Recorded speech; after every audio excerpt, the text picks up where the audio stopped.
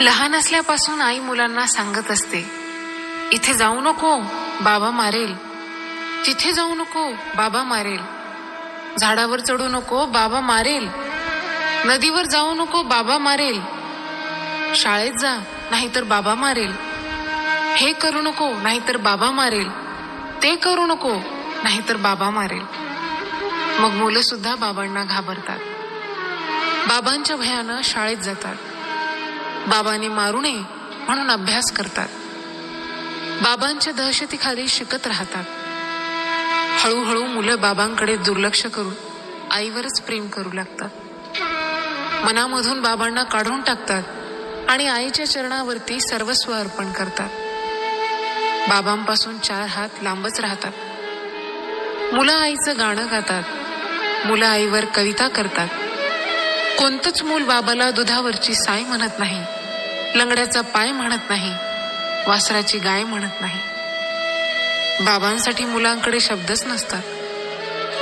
मुलाच्या पायाला ठेच लागली तरी मुलं बापरे म्हणत नाही आणि साने गुरुजींनाही श्यामचा बाप दिसत नाही. आई घरात असली की घर कसं भरल्यासारखं वाटतं. बाबा घरात असले की मात्र स्मशान शांतता. मुलं शपथ सुद्धा आईचीच घेतात. बाबा शपथेच्याही लायकीचा नसतो.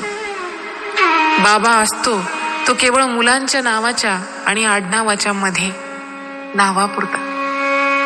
मुलं विठोबाला माऊली म्हणतात, धरणीला माय म्हणतात आणि देशाला माता म्हणतात.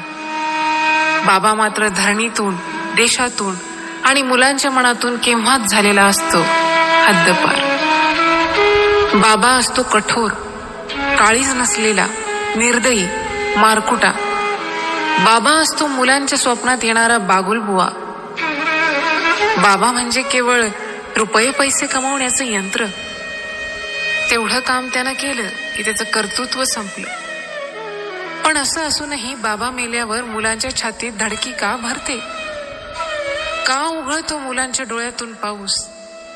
का वाटतं मुलांना पायाखालची जमीन सरकल्यासारखी? का वाटतं मुलांना आपण बेसहारा झालोय? का हंबरतात मुलं बाबा मेल्यावर? का मुलं घाबरतात बाबा गेल्यावर? कथा, कादंबऱ्या आणि कवितेत कधीही नसलेला हा पत्थर दिल बाबा प्रत्यक्षात जेव्हा नसलेला होतो, तेव्हा का वाटतं मुलांना की डोळे मिटून जी प्रेम करते तिला प्रेयसी म्हणतात, डोळे उघडे ठेवून जी प्रेम करते तिला मैत्री म्हणतात, डोळे वटारून जी प्रेम करते तिला पत्नी म्हणतात आणि स्वतःचे डोळे मिटेपर्यंत जी प्रेम करते तिला आई म्हणतात. पण डोळ्यात प्रेम न दाखवता जो प्रेम करतो त्याला बाबा म्हणतात.